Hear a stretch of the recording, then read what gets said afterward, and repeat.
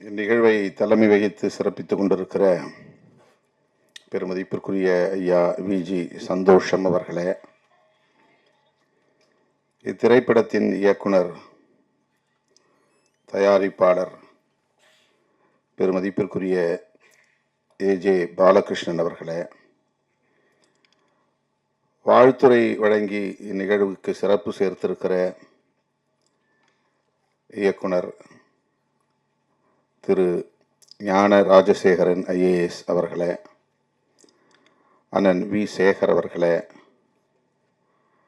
திரு Edwin அவர்களே, திரு கலைச்சோழன் அவர்களே, தனலட்சுமி அவர்களே, பாடினி அவர்களே, குணா அவர்களே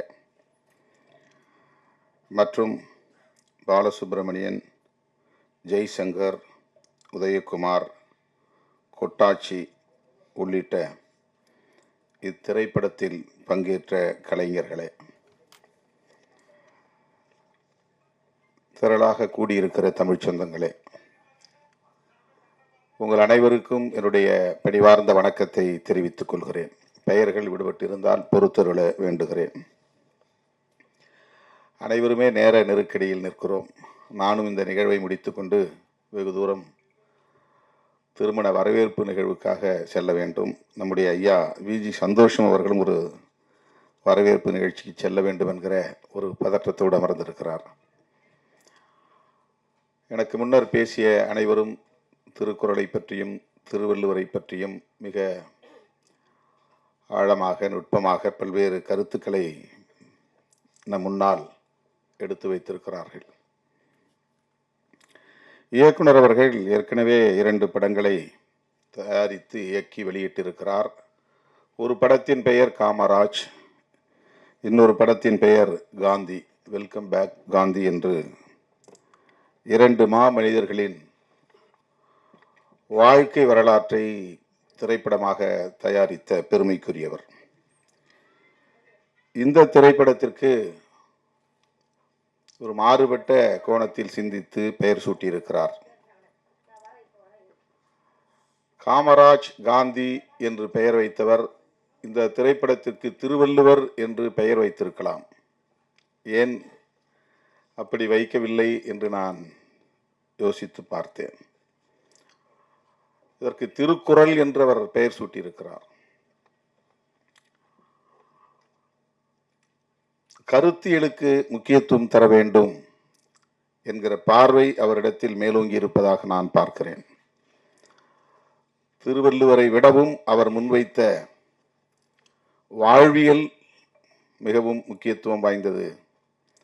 எனவே திருக்குறள் என்றே இதற்கு பெயர் வைப்போம் என அவர் முடிவெடுத்திருக்கலாம் என்று நான் நம்புகிறேன். இந்த பார்வை பாராட்டுதலுக்குரியது. இந்த சிந்தனை போற்றுதலுக்குரியது. தனி நபரை முன்னிறுத்துவதை விட அவர் சொன்ன கருத்தியலை முன்னிறுத்த வேண்டும், உயர்த்தி பிடிக்க வேண்டும், வெகு மக்களிடம் கொண்டு போய் சேர்க்க வேண்டும் என்கிற பார்வை. நம் காலத்தில் சமகாலத்தில் வாழ்ந்து மக்களுக்கு தொண்டாற்றி பெரும் தாக்கத்தை ஏற்படுத்திய ஆளுமைகள் பெருந்தலைவர் காமராஜர், மகாத்மா காந்தியடிகள். ஆகவே அவர்களை முன்னிறுத்துவது இன்றைக்கும் தேவையானதாக இருக்கிறது. ஆனால் 2000 ஆண்டுகளுக்கு முன்னால் தோன்றியவர், வாழ்ந்தவர் திருவள்ளுவர். இதில் என்ன ஒரு உண்மை நாம் உணர்ந்து கொள்ள வேண்டிய உண்மை என்றால், திருவள்ளுவர் என்கிற பெயர் திருக்குறளை எழுதியவர் என்பதற்கு ஆதாரமில்லை. அவர்தான் எழுதினார் என்பதற்கு ஆதாரமில்லை. அந்த நூலை எழுதியவர் பெயர் இதுதான் என்பதற்கு ஆதாரமில்லை. அவருடைய பிறப்பு, அவருடைய வாழ்க்கை பற்றி நாம் கேள்விப்படுகிற அனைத்தும் அவ்வப்போது அறிஞர் பெருமக்களால் முன்வைக்கப்பட்ட கருத்துக்களே தவிர காமராஜரை போல உறுதிப்படுத்தப்பட்ட ஒரு வரலாறு அல்ல. காந்தியடிகளைப் போல இந்த தேதியில் பிறந்தார், இந்த தேதியில் வாழ்ந்தார், மறைந்தார் என்று சொல்லுகிற உறுதிப்படுத்தப்பட்ட தரவுகள் எதுவும் இல்லை. இப்போது நம்முடைய ஆட்கள் திருவள்ளுவர் எந்த சாதியாய் இருக்கக்கூடும், எந்த மதமாய் இருக்கக்கூடும் என்றெல்லாம் ஆராய்ச்சி செய்கிறார்கள்.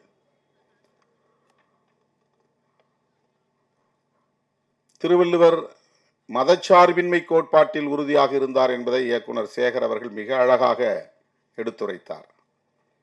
அதுதான் முன்னிறுத்தப்பட வேண்டிய செய்தி, அதுதான் கருத்தியல். ஆகவேதான் இயக்குனர் ஏஜே பாலகிருஷ்ணன் அவர்கள் திருவள்ளுவர் யார் என்பதை விட திருக்குறள் என்ன என்பதுதான் மிகவும் முதன்மையானது. அது என்ன சொல்லுகிறது, அதுதான் நமக்கு மக்களுக்கு போய் சேர வேண்டிய செய்தி. ஆகவேதான் திருவள்ளுவர் என்று இந்த திரைப்படத்திற்கு பெயர் சூட்டாமல் ஒரு கதாநாயகனை ஆராதிக்காமல் அந்த நூல் சொல்லுகிற வாழ்வியலை, கருத்தியலை, கோட்பாட்டை பொதுமக்கள் புரிந்து கொள்ள வேண்டும் என்கிற மிக உயர்ந்த பார்வையோடு இதனை அவர் அணுகியிருக்கிறார் என்று நான் பெரிதும் நம்புகிறேன்.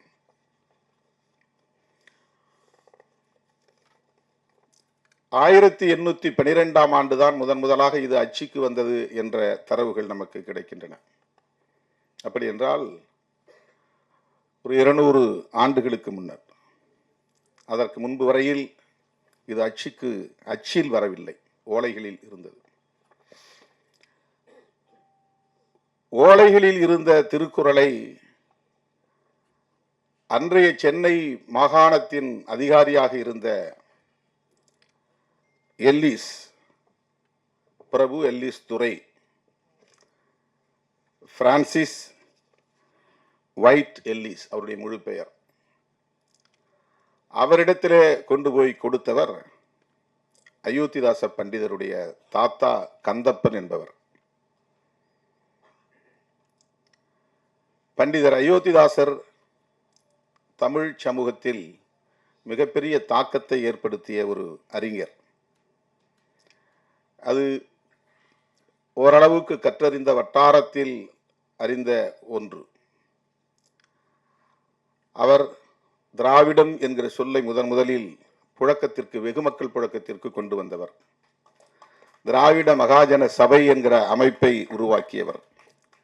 தமிழ் பௌத்தம் என்கிற கருத்தியலை வடித்தவர். அவருடைய தாத்தா கந்தப்பன். அவர்தான் தன் வீட்டில் பரணில் இருந்த ஓலைச்சுவடிகளை கொண்டு போய் எல்லிஸ் துரையிடம் கொடுத்து அவர் அதை படித்து அதை அச்சுக்கு கொண்டு வந்தார் என்று வரலாற்று தரவுகள் நமக்கு கூறுகின்றன. இன்றைக்கு கமல்ஹாசன் அவர்கள் பேசிய ஒரு பேச்சுக்கு பெரிய எதிர்ப்பு கர்நாடகாவில். அவருடைய திரைப்படத்தையே திரையரங்குகளில் ஓட்டவிட மாட்டோம் என்றெல்லாம் எதிர்ப்பு தெரிவிக்கிறார்கள். தமிழிலிருந்துதான் கன்னடம் தோன்றியது என்ற கருத்தை அவர்களால் ஏற்க முடியவில்லை. ஆனால் 1812 எல்லிஸ் அவர்களும் 1852 ஹென்றி ஹொய்சிங்டன் என்பவரும், அவர்களெல்லாம் பிரிட்டிஷ் குடிமக்கள், ஆங்கிலேயர்கள். அவர்கள் தமிழை கற்று, தமிழை ஆய்ந்து, தமிழ் அறிஞர்களோடு உரையாடி, அவர்கள் தென்னிந்திய மொழிகளான தமிழ், தெலுங்கு, கன்னடம், மலையாளம், துளு போன்ற மொழிகளை எல்லாம் ஒப்பீடு செய்து அதன் அடிப்படையில் அவர்கள் முன்வைத்த கருத்து இந்த மொழிகளுக்கெல்லாம் மூலமொழி தமிழ் என்ற கருத்தை உறுதிப்படுத்தி இருக்கிறார்கள்.